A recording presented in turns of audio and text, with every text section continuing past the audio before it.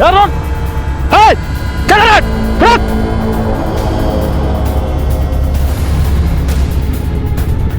रुक! रुक! रुक!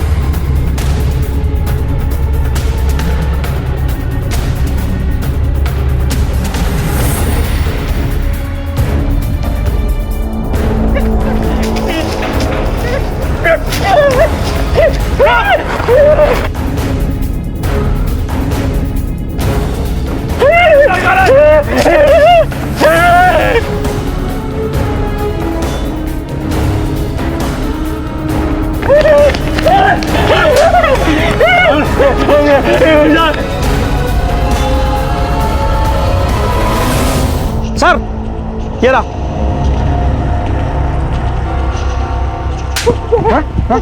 बोल, क्या कर रहा था वहाँ पे? क्या कर रहा था? मैं कुछ नहीं किया। बोल। मैं कुछ नहीं किया साहब। क्या कर रहा था? साहब इसे जाने दीजिए, ये हल्दिया बेचारा पागल है, ये क्या बोलेगा?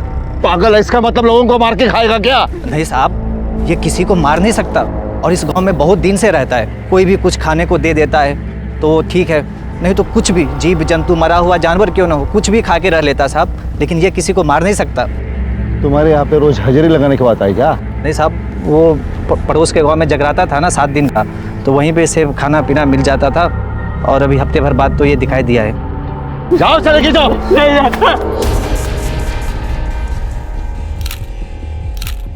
सर, कपड़ों को देख के लगता है कि किसी अच्छे घर की थी। सोने की चूड़ियाँ, मंगलसूत्र सब सही सलामत है। खाने काम करो, लाश को पोस्टमार्टम के लिए भेज दो, बाकी के सवालों के जवाब वहीं से मिलेंगे। सर, इस लड़की की उम्र करीबन 23 साल की है। इसकी हत्या 3 दिन पहले यानी 20 की रात को हुई है। इसके सिर पर पत्थर जैसे किसी चीज से वार किया गया है। इसके साथ कोई जोर जबरदस्ती हुई है? नहीं सर, क्योंकि स्ट्रगल के कोई निशान नहीं है, कोई खरोच भी नहीं है। इसकी डिटेल रिपोर्ट कब मिलेगी? तकरीबन 10 दिन बाद। हाईवे के पास पुलिस को एक युवा लड़की की लाश मिली जिसे एक मानसिक रूप से बीमार आदमी चबा रहा था। पुलिस के लिए भी यह दृश्य रोंगटे खड़े कर देने वाला था। जिस्म पर पड़े अनछुए जेवरों को देखकर यह साफ पता चल रहा था कि यह हत्या पैसों के लिए नहीं की गई थी। पोस्टमार्टम की रिपोर्ट से 2 बातें साफ हो गई थी। पहली यह कि सर पर पीछे से वार करने की वजह से लड़की की मौत हुई थी, और दूसरी अहम बात कि लड़की के साथ किसी किस्म की कोई जबरदस्ती नहीं हुई थी। मगर वो लड़की थी कौन, वहां क्या कर रही थी, अकेली आई थी या किसी के साथ आई थी, और उसे क्यों मारा गया? क्या वो मासूम किसी की निजी दुश्मनी का शिकार हुई थी? हम नहीं मारा साहब, हम नहीं मारा। हमको भूख लगा तो हमसे खाया था। सर, इतना मार खाने के बाद भी कुछ उगल नहीं रहा है। छोड़ दें? नहीं, रहने दो, थोड़ी हवा खाने दो, शायद सुर बदल दे। खान आसपास के पुलिस स्टेशन में पता करो, कहीं कोई मिसिंग रिपोर्ट तो दर्ज नहीं है। साहब, भूख लगा तो खाया थे साहब। सर, लाश का हुलिया समस्तीपुर के पुलिस स्टेशन में दर्ज एक मिसिंग रिपोर्ट से मिलता है। ये देखिए, 2 दिन पहले किसी भूषण सिंह नाम के आदमी ने रिपोर्ट लिखाई थी कि उनकी बहू नीलम 3 दिन से गायब है। बुलाओ उन्हें। सर,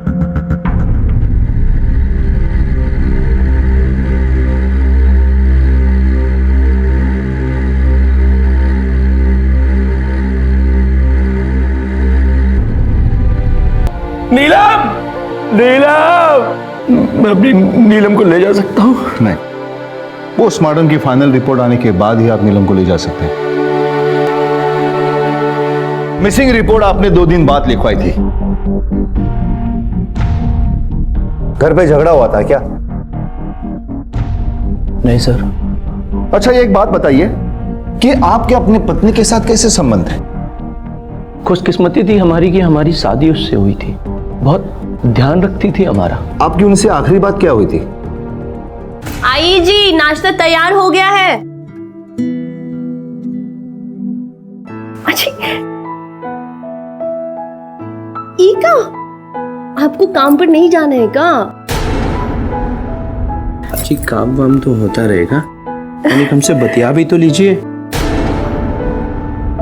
छोड़िए ना, हम आपके लिए आपका मनपसंद नाश्ता बनाए हैं, लिट्टी चोखा। तुमने खाया? नहीं, हम सोचे कि आपके बाद ही हम खाएंगे। आओ बैठो, साथ में खाते हैं। नहीं। आओ आओ आओ आओ बैठो, साथ खा लेते हैं। खाना जल जाएगा। समझ में नहीं आ रहा है कि इतना घिनौना काम कर कौन सकता है। कमाल है सज्जन सिंह जी, वाकई में सब कुछ इतना अच्छा था तो ये मर्डर हुआ ही क्यों? तहकीकात में एक बात साफ निकल कर आई है कि ये मर्डर वजह से हुआ है, न लूटपाट। अगर मर्डर की वजह हो सकती है तो वो है दुश्मनी। जिस तरह से लाश को जलाया गया है उसे ऐसा लगता है कि हत्यारा उसे पहचान रहा था, इसीलिए वो उसकी पहचान मिटाने के लिए लाश को जलाना चाहता था। इससे यह लगता है कि खून किसी पहचान वाले ने ही किया है। और आप तो कहते हैं कि आपको किसी पे शक नहीं है या किसी के साथ दुश्मनी नहीं है। ये बात तो हमारी खोपड़ी में समझ में नहीं आ रही है कि आखिर उस बेचारी को कौन मार सकता है। इंस्पेक्टर साहब, बचपन में ही माँ को खो दिया था उसने। मुझे ही अपनी माँ मानती थी। कहने को तो बहुरिया थी, पर बेटी से कौनो कम नहीं थी। क्या बच्चों की तरह हरकत कर रही है तू? छोड़। बस बस बस बस बस। लगते हो ना एकदम हीरोइनिया। अभी सज्जन के बाबूजी देखेंगे तो क्या कहेंगे? क्या कहेंगे? यही कहेंगे कि मेरी दुल्हनिया तो अभी तक जवान है और हम तो कभी गौर ही नहीं किए। क्या पता था कि हमारी किस्मत में बहू का सुख ही नहीं है। अच्छा एक बात बताइए, जिस दिन आपकी बहू गई आपसे कुछ बात हुई थी उसकी? उस दिन तो किचन में खाना बनाने की तैयारी कर रही थी। क्या कर रही है बहुरिया? माँ जी सब्जी काट दिए हैं, बस अभी छौंक लगाए देते हैं। अरे ये सब्जी रहने दे, छौंक हम लगा देंगे। तू जाके बगीचा में पानी डाल, नहीं तो आज सज्जन के बाबूजी हमका फिर गरियाएंगे। जी माँ जी अभी डाले देते हैं। आधे घंटे बाद जब हम बगीचे में गए तो वहाँ नीलम थी ही नहीं। हमका लगा कि बहुत धूप हो गया है, पेड़ों को पानी देकर वो अपने कमरे में गई होगी। अजीब बात है, आप दोनों के बीच में इतना अच्छा रिलेशन था, फिर भी आपकी बहू बिना बताए घर से चली गई। कुछ समझ में नहीं आ रहा है। क्या बताएं इंस्पेक्टर साहब, हम भी इसी सोच में हैं। अपने बहू को मोबाइल नंबर दीजिए। इंस्पेक्टर साहब, नीलम के पास कोनो फोन नहीं था, जरूरत ही नहीं थी ना। घर में सब चीज की सुविधा थी, अगर जरूरत होती तो हमारा ले लेती ना, पर ऐसा अक्सर होता नहीं था। देखिए, शहर के पार्टी अध्यक्ष हैं हम। पटना गए थे पार्टी काम से।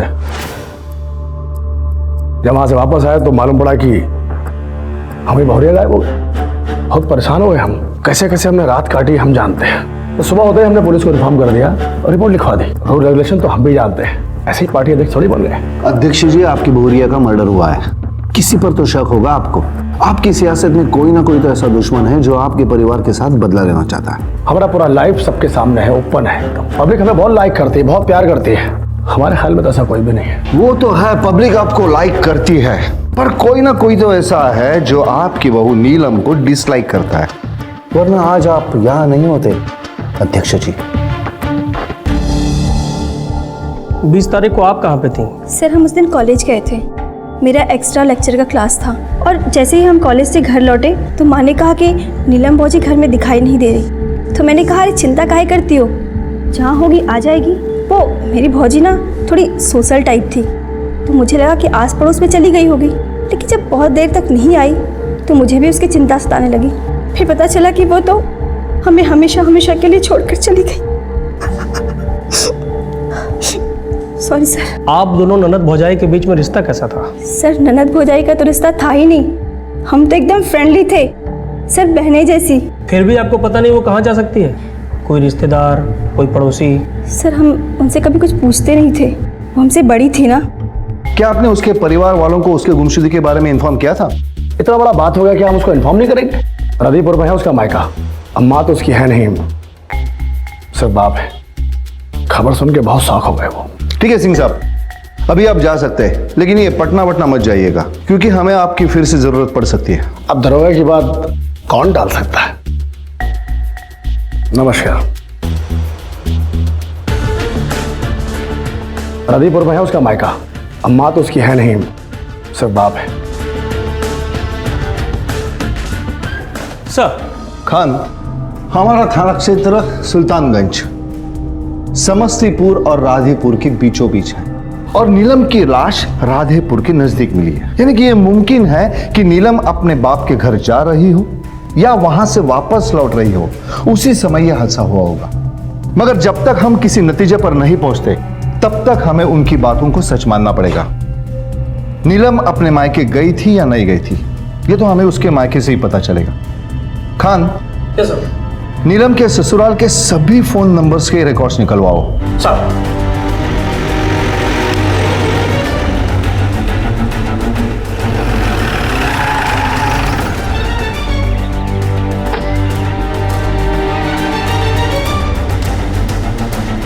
बासितलाल, ताज्जुब की बात है, तुम्हारे जैसे गरीब परिवार का रिश्ता इतना बड़ा परिवार में। काली माता की कृपा हो गई साहब, वरना एक माली की बेटी को इतना बड़ा घर कैसे मिल सकता है साहब? आप ही बताइए साहब। बेटिया, काली माता तुम्हारी झोली हमेशा खुशियों से भरे। आज अगर तुम्हारी माँ होती ना तो बहुत खुश होती। ए फुलवा, आज अगर तुम भी होती ना तो इतना बड़ा घर में शादी नहीं होती हमारी नीलू की।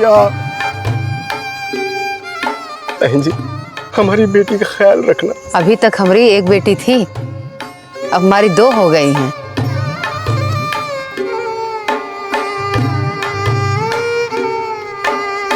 भैया, बहुत ही ऊंचे परिवार में आपकी बेटी का ब्याह हुआ है, वो भी बिना कोई लेन देन। पिछले जन्म में जरूर कोई अच्छे कर्म किए होंगे बेटी ने। अच्छा, ये शादी तेरी मर्जी से हुई थी कि तेरी बेटी की मर्जी से?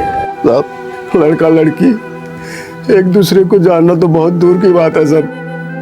एक दूसरे को देखा तक नहीं था, हमने जहाँ बोला वहाँ हमारी बेटी ने शादी कर ली साहब। लाखों में एक थी हमारी बेटी साहब।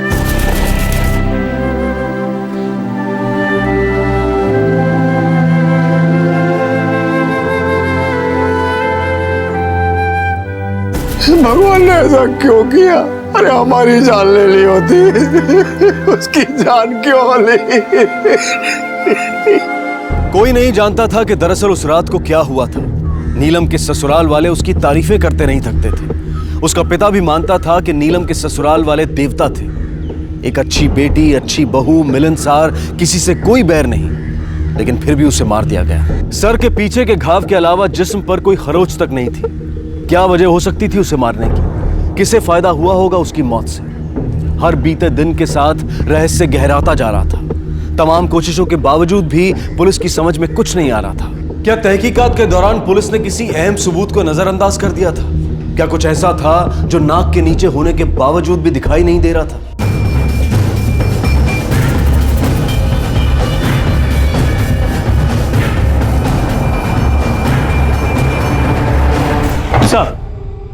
सर, नीलम के ससुराल वालों के फोन नंबर्स की जांच कर ली है। 2 बातें सामने आई। पहला, 20 तारीख यानी जिस दिन नीलम की हत्या हुई, घर के सभी सदस्यों की लोकेशन ठीक वैसी ही थी जैसा उन्होंने हमें बताया, और घर का कोई भी सदस्य हत्या वाली लोकेशन के आसपास भी नहीं था। और दूसरी बात? सर, एक नंबर ऐसा है जिस पे घर के सभी नंबरों से बात होती थी, ये रहा। जिस दिन नीलम गायब हुई थी उस दिन इस नंबर पे आखिरी बार कॉल गया था। उसके बाद इस पे अभी तक कॉल नहीं हुआ है सर। और सर, एक खास बात कि इस नंबर पे जितने भी कॉल्स हुए हैं सब आउटगोइंग थे, इनकमिंग एक भी नहीं था। ये नंबर तो इस डूबते केस के लिए तिनका साबित हो सकता है। इस नंबर का नीलम की हत्या के साथ कोई ना कोई संबंध तो जरूर है। हो सकता है कि नीलम के ससुराल का कोई आदमी इसमें शामिल हो और वो किसी प्रोफेशनल हत्यारे के टच में हो। वैसे ये नंबर है कहां का? राधेपुर का है सर। लगाओ तो देखिए किसका है। सर, कई बार फोन लगाए लेकिन उठाता नहीं है।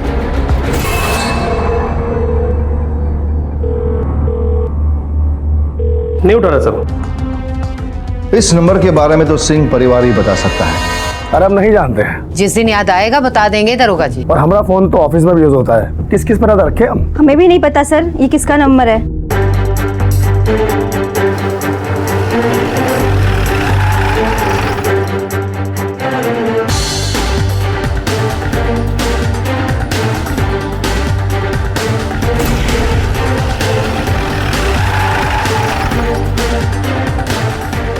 शिवा, तेरा नाम है? समस्तीपुर के भूषण सिंह को जानते हो? क्या रिश्ता है तुम्हारा उससे? पहले था साहब, अभी कोई रिश्ता नहीं है। तो फिर वो लोग तुमको फोन क्यों करते हैं? तुम खास हो उनके? ना तो हम उनके खास हैं और ना ही वो सब हमको फोन करते हैं। सिर्फ नीलम हमको फोन करती है। सुनो, ले चलो इसे। दर चलो उसको उठा लो। अरे साहब चल अंदर डाल उसको। अरे साहब सच सच बता वरना बहुत पिटाएगा। बोल। साहब हम सच कह रहे हैं, हम बहुत प्यार करते थे उससे। काहे का प्यार बे? शादी के बाद वो खुश थी अपने ससुराल में, काहे ब्लैकमेल करता था उसे? तू टच में था उसके? बोल सब कुछ सच। अरे साहब हम कह रहे हैं ना, मुझसे बहुत प्यार करते थे, ब्लैकमेल काहे करेंगे साहब आप? अच्छा तो वो फोन क्यों करती बार बार? उसने पैसा देना बंद कर दिया इसलिए घर से बाहर बुलाकर उसको मार डाला, या उसने रिश्ता रखने से मना कर दिया इसलिए उसकी जान ले ली? अरे नहीं साहब नहीं, ये झूठ है साहब, ये झूठ है। आवाज नीचे, पुलिस स्टेशन है, तेरा घर नहीं। देख तेरी भलाई इसी में है, सब कुछ सच सच बता दे हमें। सर आप कुछ देख लिए, इसको मेरे पास छोड़ दीजिए, सब उगलवाऊंगा मैं। हमें कितना भी मार ले, कितना भी डरा धमका ले, यही सच है कि हम दोनों एक दूसरे से बहुत प्यार करते थे। हाँ ये बात है ना कि नीलम वहाँ पे खुश नहीं थी, उस पर बहुत अत्याचार होता था साहब वहाँ पे, बस इसीलिए वो हमें फोन करती थी। फोन छीन लिया है, कहते अपने बाप के अलावा किससे बात करेगी, इसलिए तो कभी इसके और कभी उसके फोन से फोन करती हूँ। अरे हमने तुमसे पहले ही कहा था, काहे छोड़ छाड़ के सब कुछ वापस नहीं आ जाती। हाँ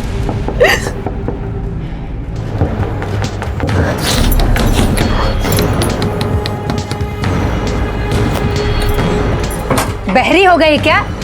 कब से दरवाजा खटखटा रहे हैं, सुनाई नहीं देता? हाँ किससे बात कर रही थी, क्या कर रही थी तू? हाँ अपने यार से बात कर रही थी ना? ये फोन कहाँ छुपा के रखा है? क्या हो गया?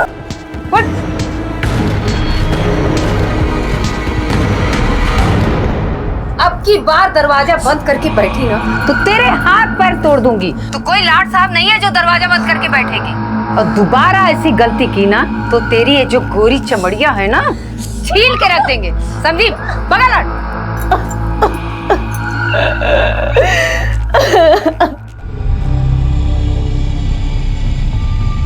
ये सब जानने के बाद हम जिद कर उससे मिलने गए। ये भगवान भी कुछ नहीं कर सकते अब हमारे लालची बापू ने हमारी शादी नहीं करवाई, बेच डाला है हमें, बेच। तू चिंता न कर नीलम, भाग चलते हैं यहाँ से, दूसरे शहर। इतना बड़ा देश है, कोई नहीं पहचान पाएगा हमको। चल। तुम जानते नहीं हो हमारे घर वालों को, आसपास के सारे लोग कांपते हैं उनके नाम से, जितना हो सके ना दूर ही रहते। तुम जाओ, पूरे टाइम नजर रखी जाती है हम पर, अगर किसी ने देख लिया ना हम दोनों को तो काट डालेंगे ये लोग। अरे तुम इस हालत में हम छोड़ के कैसे जा सकते हो? हमारा बात तो सुनो तुम।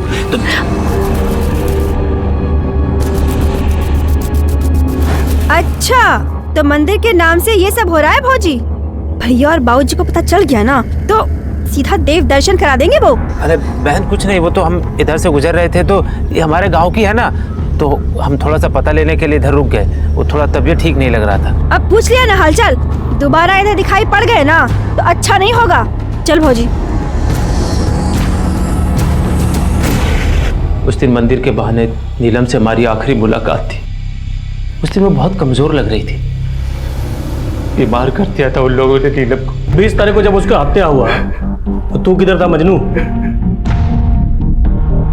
साहब मैं अपने घर पर था। उस रोज तुम दोनों में क्या बात हुई थी? उसका फोन आया था साहब, हमारे फोन का बैटरी खत्म हो गया था, हम उससे बात नहीं कर पाए। हमें नहीं पता था कि हमें इतनी महंगी कीमत चुकानी पड़ेगी इसकी।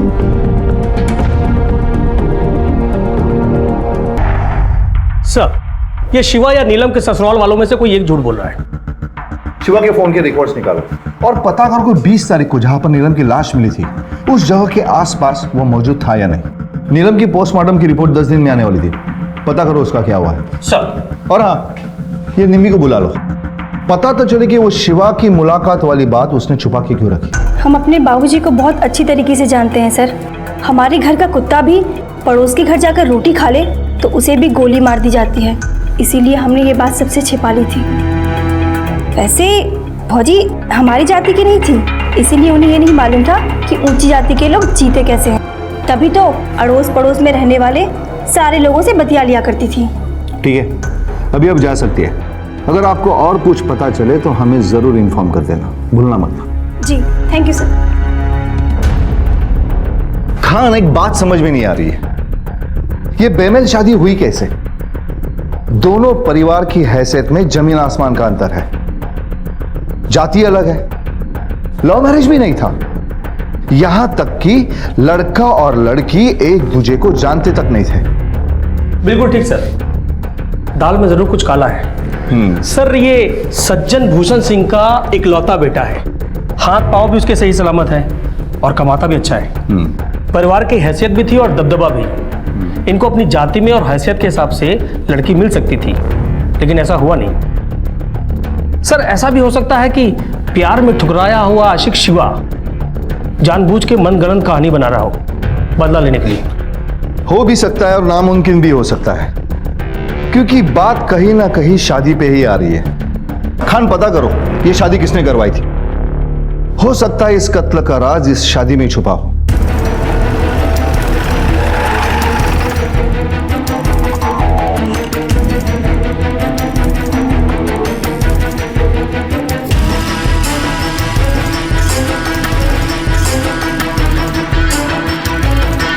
पंडित मयंक शर्मा।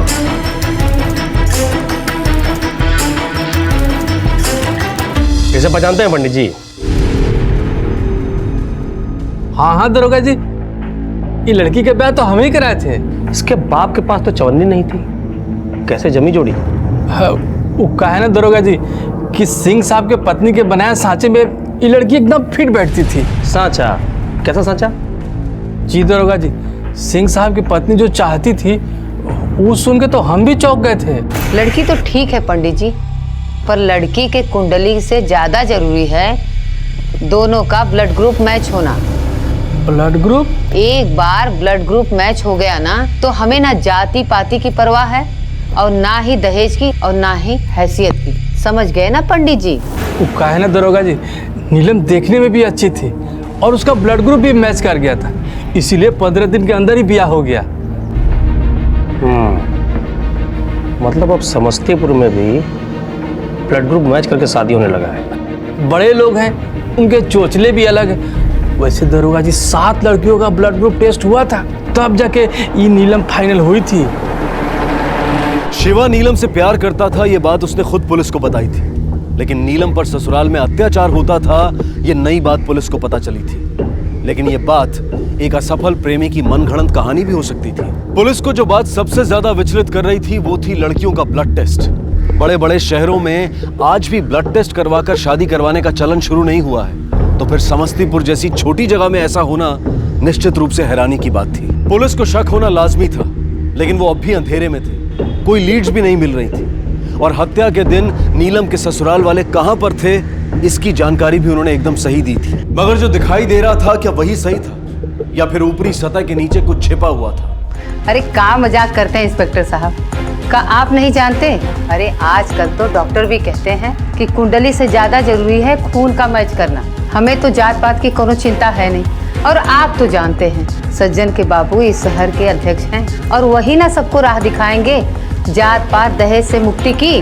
और फिर हमें एक सुंदर सुशील बहू चाहिए थी, वो तो नीलम में था ही, चाहे तो इससे पूछ लीजिए।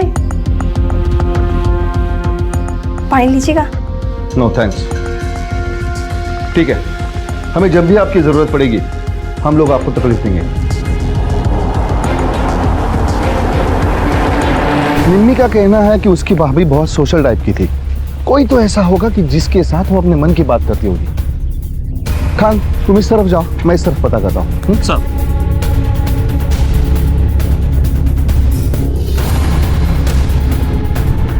हमने कहा ना हम ज्यादा बात नहीं करते थे। देखिए आपको किसी ने हमारे साथ देख लिया ना तो गजब हो जाएगा। हम जावत है।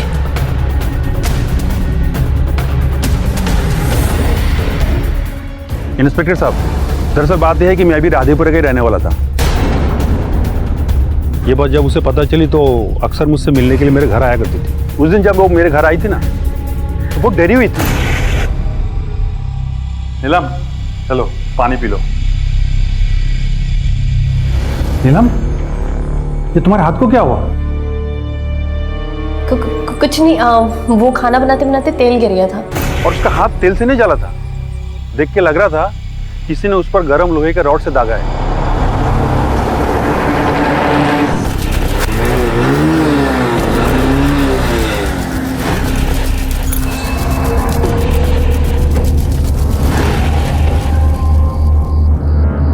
कहाँ जा रही थी? भाई साहब एक मिनट देखिए, मेरी बात सुनिए। दरअसल क्या है कि इनका हाथ जल गया था और आप लोग घर पर कोई थे नहीं। एक पड़ोसी होने के नाते मैं इन्हें हॉस्पिटल लेके जा रहा था। रात के वक्त पड़ोसी होके तुम अस्पताल लेकर जा रहे हो? हम लोग मर गए हैं का? अरे तेरा इमरजेंसी था ना, तो हमको फोन कर लेते। क्या आपके पास फोन नहीं था क्या? देखिए आप लोगों को कुछ गलतफहमी हो रही है। ज्यादा भाईचारा दिखाने की जरूरत नहीं है। बहुत दिनों से इस मोहल्ले में कुछ हुआ नहीं है, लगता है इसलिए सब लोग अपनी औकात भूल गए। अगर दोबारा हमारी लुगाई के आसपास दिखाई दिए, यहीं गाड़ देंगे। भूल जाएंगे कि तुम हमारे पड़ोसी हो। निकल!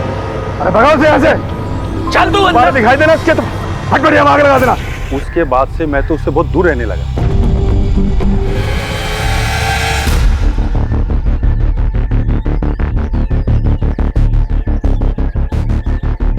हाँ, कभी कभी बात तो होती थी, मगर किसी परेशानी में है ऐसा उसने कभी बताया नहीं। हाँ साहब, बहुत अच्छी औरत थी और सब हर मंगलवार और शनिवार को आया करती थी। कोई खास बात जो आपने देखी हो? नहीं साहब, हम तो भगवान की सेवा में ही लगे रहते हैं, समय ही कहाँ मिलता है।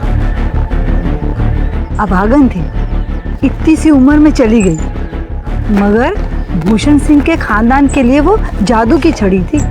जादू की छड़ी? और नहीं तो कहा साहब, भूषण सिंह का बेटा तो बचपन से ही बीमार रहता था, और जब से उसकी शादी हुई और वो बाहर से घूम कर आया, उसकी किस्मत ही बदल गई।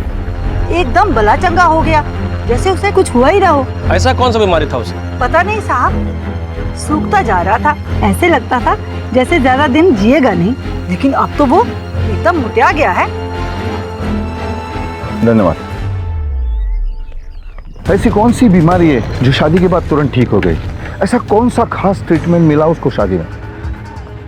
सर, ये नीलम के ससुराल वाले जरूर कुछ छुपा रहे हैं। और ये शिवा, नीलम का दोस्त, उसकी बातों में कुछ तो सच्चाई जरूर है।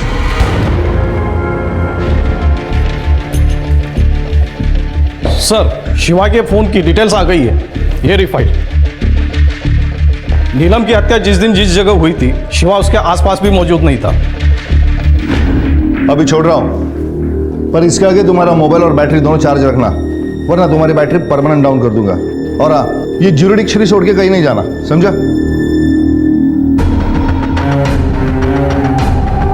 इसका नंबर सर्विलेंस पर डाल दो। खान, वो मंदिर वाली औरत कह रही थी कि सज्जन सिंह की तबीयत शादी के बाद अचानक ठीक हो गई। भूषण सिंह का बेटा तो बचपन से ही बीमार रहता था, और जब से उसकी शादी हुई और वो बाहर से घूम कर आया, उसकी किस्मत ही बदल गई। एकदम भला चंगा हो गया, जैसे उसे कुछ हुआ ही ना हो। शिवा का ये कहना है कि जो नीलम शादी से पहले ठीक थी, वो शादी के बाद बीमार रहने लगी। बीमार कर दिया था उन लोगों ने नीलम को।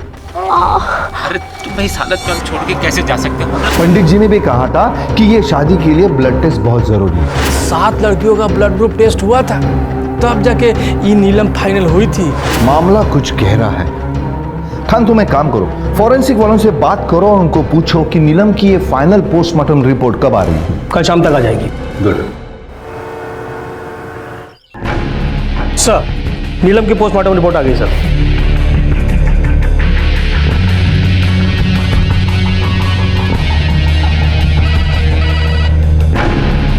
हेलो डॉक्टर, मैं इंस्पेक्टर जोशी बोल रहा हूँ। हाँ जी बोलिए। नीलम की पोस्टमार्टम रिपोर्ट अभी देखी मैंने। आप ये क्या कह रहे हैं? अरे श्योर? मैंने खुद जांच पड़ताल करके रिपोर्ट लिखी, उसमें कोई दो राय नहीं। लेकिन वो आदमखोर पागल का भी ये काम हो सकता है। नहीं, जो मैंने रिपोर्ट में लिखा है वही सत्य है। शिवा को फोन लगाओ। जी सर। नीलम को कोई बीमारी थी क्या? नहीं सर, नीलम बिल्कुल ठीक थी, उसको कोई दिक्कत नहीं था। सर वो तो बहुत हंसती खेलती लड़की थी। ऐसा काहे पूछ रहे हैं सर? कोई दिक्कत, कोनो प्रॉब्लम? नहीं, कुछ ऐसी कोई बीमारी नहीं थी सर। सज्जन सिंह के फोन रिकॉर्ड्स दोबारा चेक करो। सर।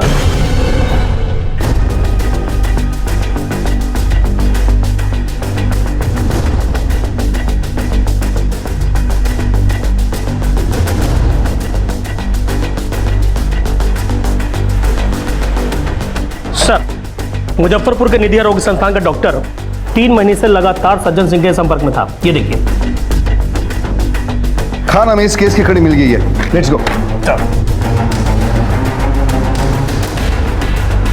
ये सज्जन सिंह का 3 महीने का सो कॉल्ड हनीमून, कुछ तो गड़बड़ लग रहा है।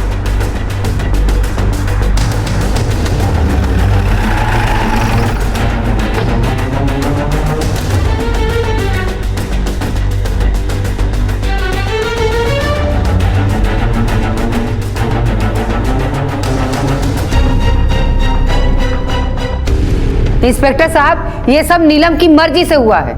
और देखिए, हमारे पास सब कागज है, रूल रेगुलेशन हम भी जानते हैं, कोई जबरदस्ती नहीं हुआ है। ये देखिए, दूध का दूध और पानी का पानी साफ नजर आ रहा है।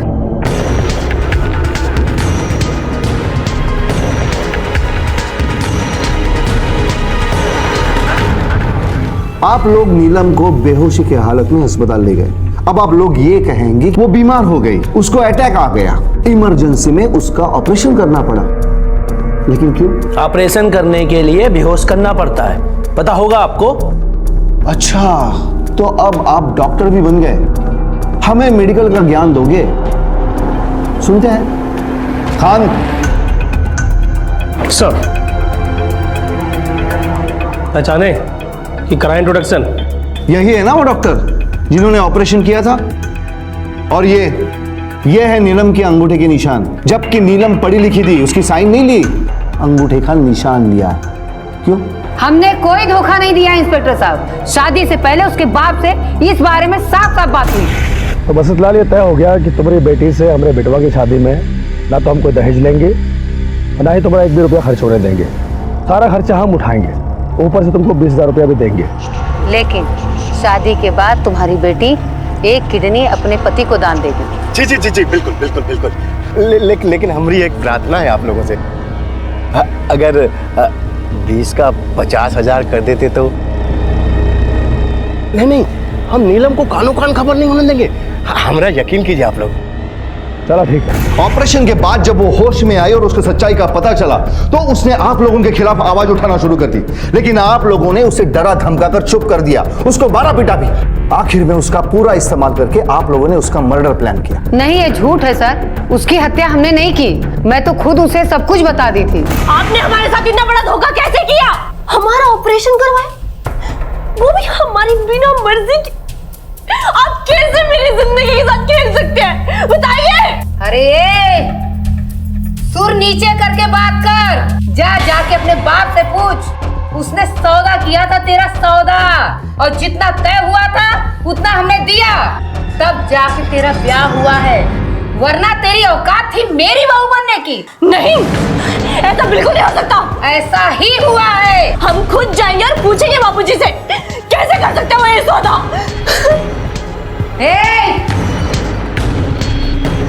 सुन, अगर गई ना तो दोबारा लौट के बताना। ये 1 वे ट्रैफिक है।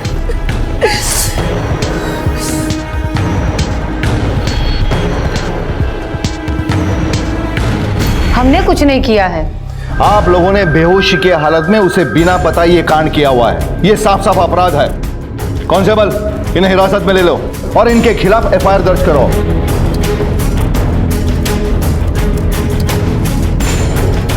अब सवाल यह है कि नीलम का हत्यारा कौन? ये सब उस ससुरे शिवा नाम के लड़के का कसूर है। उसी ने मारा है उसे।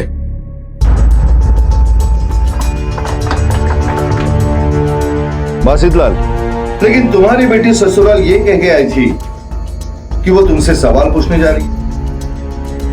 सच बताओ, वरना याददाश्त ताजा करने के बहुत तरीके आते हैं आगे। अब ये बताओ कि वो कब आई थी, क्या हुआ था?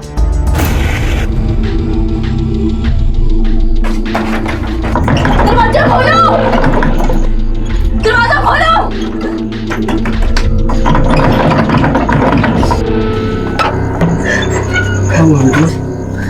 कितने में बेचा है तुमने हमको? हाँ?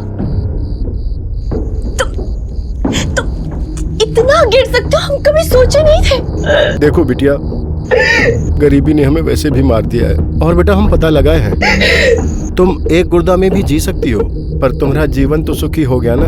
वो लोग हमसे दहेज नहीं लिए हैं। दहेज के बदले में गुर्दा लिए हैं। शांत हो जा बिटिया। देखो, अपनी किस्मत पे लात मत मारो। देखो, हम गरीबों को कुछ न कुछ तो बलिदान करना ही पड़ता है ना। तू इंसान नहीं है, शैतान है, शैतान। हाँ। और अगर हम गलत नहीं है ना, तो शैतान से भी बदतर है। माफ कर दो हमका और खुशी खुशी अपने ससुराल जाओ। अरे बिटुआ, राज करोगी राज। हट जा रहे हो पुलिस के पास। तुम्हें तुम्हारे किए का दंड जरूर मिलेगा। अरे बिटिया सुनो तो। उसके बाद वो यहाँ से चली गई क्योंकि उसका यार बाहर इंतजार कर रहा था। उसी ने मारा उसे, उसी ने मारा उसे। मगर तुम्हारा पहला स्टेटमेंट जो तुमने पुलिस को दिया है कि वो यहाँ आई नहीं, और तुम्हारी दूसरी बड़ी गलती यह है कि तुमने पुलिस थाने में झूठी रिपोर्ट लिखवाई कि वो यहाँ आई नहीं और गायब है। अब ये दोनों बातें तुम्हें अंदर करके डंडे से सच उगलवाने के लिए काफी है। सर तलाशी में ये मिला है, इसमें खून के निशान भी है। अब क्या कहोगे तुम?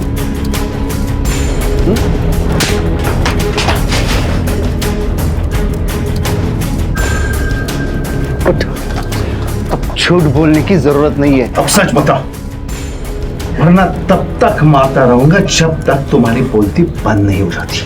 बोल, कैसे मरवाया था उसे? किससे भेजा था उसे? बोल। तू इंसान नहीं है, शैतान है, शैतान। और अगर हम गलत नहीं है ना, तो शैतान से भी बदतर है। माफ कर दो हमका और खुशी खुशी अपने ससुराल जाओ। अरे बिटुआ, राज करोगी राज। हट जा रहे हो पुलिस के पास। तुम्हें तुम्हारे किए का दंड जरूर मिलेगा। अरे बिटिया सुनो तो।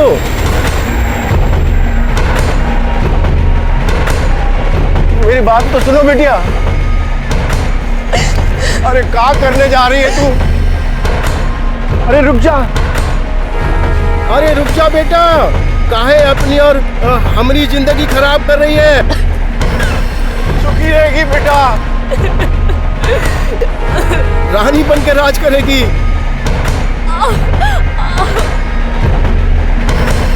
हमारा कहना नहीं मानेगी। अरे रुक जा। नहीं रुकेंगे हम, तुमको सजा दिलाकर ही रहेंगे।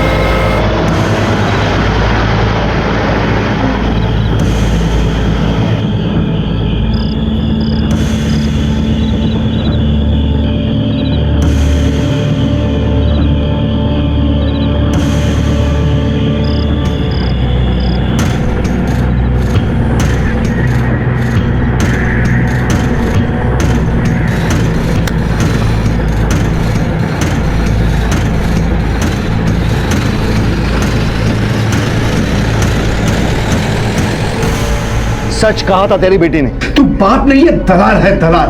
तुम जैसे सारे लोग उस आदमखोर जानवर की तरह हो जो इंसान के शरीर के हिस्से खा रहे हो। अब पीसो जेल में चपकी। For murder, conspiracy of murder और इलीगल ऑर्गन ट्रांसप्लांट। समझे?